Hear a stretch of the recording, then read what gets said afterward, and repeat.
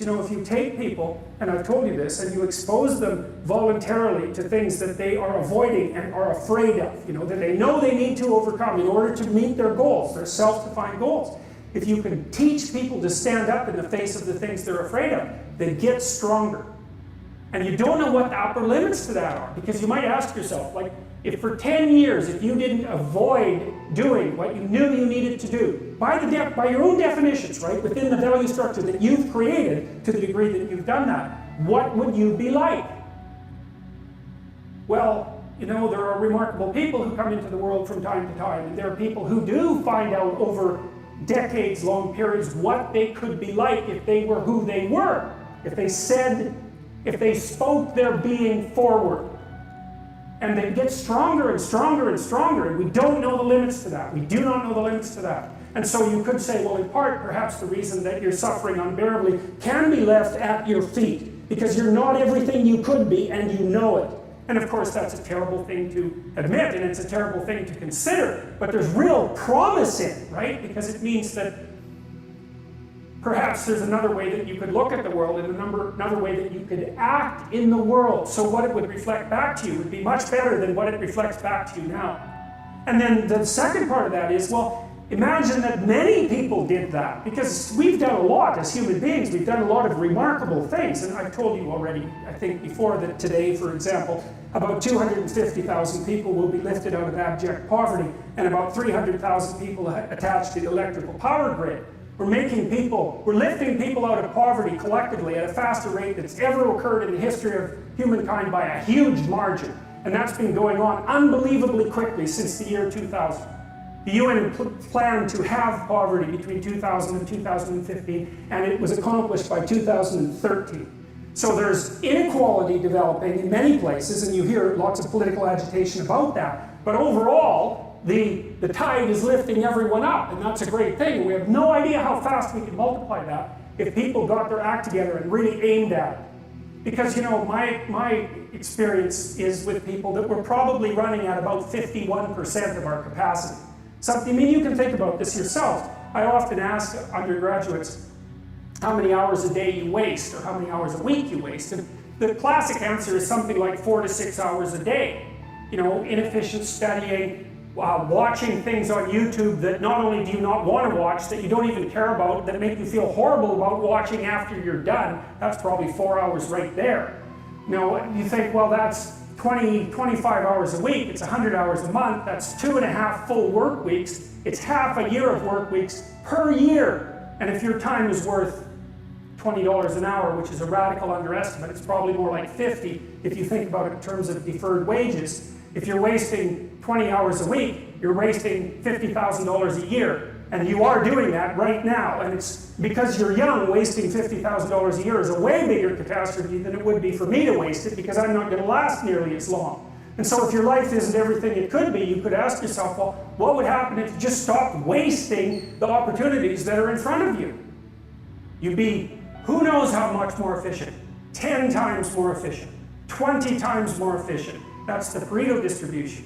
You have no idea how efficient people get. It's off the charts. Well, and if we all got our act together collectively and stopped making things worse, because that's another thing people do all the time. Not only do they not do what they should to make things better, they actively attempt to make things worse because they're spiteful or resentful or arrogant or deceitful or homicidal or genocidal, or all of those things all bundled together in an absolutely pathological package. If people stop really, really trying just to make things worse, we have no idea how much better they would get just because of that. So there's this weird dynamic that's part of the existential system of ideas between human vulnerability, social judgment, both of which are major causes of suffering, and the failure of individuals to adopt the responsibility that they know they should adopt. And that's the thing that's interesting too, is that, like another thing I've often asked my undergraduate classes is, you know, there's this idea that people have a conscience. And you know what the conscience is. It's this feeling or voice you have in your head just before you do something that you know is stupid, telling you that probably you shouldn't do that stupid thing. You don't have to listen to it, strangely enough. But you go ahead and do it anyways, and then, of course, exactly what the conscience told you was going to happen inevitably happens, so that you feel even stupider about it than you would if it happened by accident. Because you know, I knew this was going to happen, I got a warning it was going to happen, and I went and did it anyways. And the funny thing too is that that conscience operates within people, and we really don't understand what the hell that is. So you might say, well, what would happen if you abided by your conscience for 5 years or for 10 years? What sort of position might you be in? What sort of family might you have? What sort of relationship might you be able to forge? And you can be bloody sure that a relationship that's forged on the basis of who you actually are is going to be a lot stronger and more welcome than one that's forged on the basis of who you aren't. Now, of course, that means that the person you're with has to deal with the full force of you in all your ability and your catastrophe, and that's a very, very difficult thing to negotiate. But if you do negotiate it, well, at least you have something, you have somewhere solid to stand, and you have somewhere to live, you have a real life, and it's a great basis upon which to bring children into the world, for example, because you can have an actual relationship with them instead of torturing them half to death, which is what happens in a tremendously large minority of cases. Well, it's more than that too, because, and this is what I'll close with, and this is why I wanted to introduce Solzhenitsyn's writings to you. You see, because it isn't merely that your fate depends on whether or not you get your act together and to what degree you decide that you're going to live out your own genuine being. It isn't only your fate, it's the fate of everyone that you're networked with. And so, you know, you think, well, there's 7 billion people in the world. We're going to peak at about 9 billion, by the way, and then it'll decline rapidly, but 7 billion people in the world, and who are you? You're just one little dust mote among that 7 billion, and so it really doesn't matter what you do or don't do, but that's simply not the case. It's the wrong model, because you're at the center of a network. You're a node in a network. Of course, that's even more true now that we have social media. You'll know 1,000 people, at least over the course of your life. And they'll know 1,000 people each, and that puts you one person away from 1,000,000, and two persons away from 1,000,000,000. And so that's how you're connected, and the things you do, they're like dropping a stone in a pond. The ripples move outward, and they affect things in ways that you can't fully comprehend. It means that the things that you do and that you don't do are far more important than you think.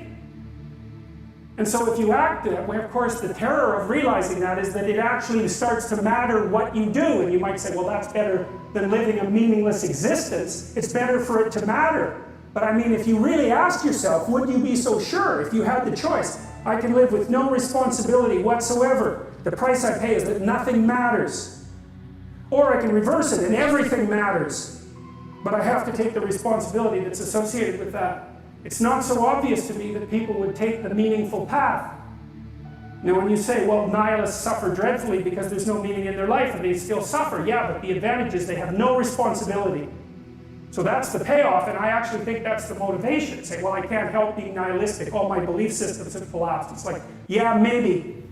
Maybe you've just allowed them to collapse because it's a hell of a lot easier than acting them out. And the price you pay is some meaningless suffering, but you can always whine about that and people will feel sorry for you, and you have the option of taking the pathway of the martyr, so that's a pretty good deal, all things considered, especially when the alternative is to bear your burden properly and to live forthrightly in the world. Well, what Solzhenitsyn figured out, and so many people in the 20th century, it's not just him, even though he's the best example, is that if you live a pathological life, you pathologize your society. And if enough people do that, then it's hell. Really, really. And you can read the Gulag Archipelago if you have the fortitude to do that, and you'll see exactly what hell is like. And then you can decide if that's a place you'd like to visit, or even more importantly, if it's a place you'd like to visit and take all your family and friends. Because that's what happened in the 20th century.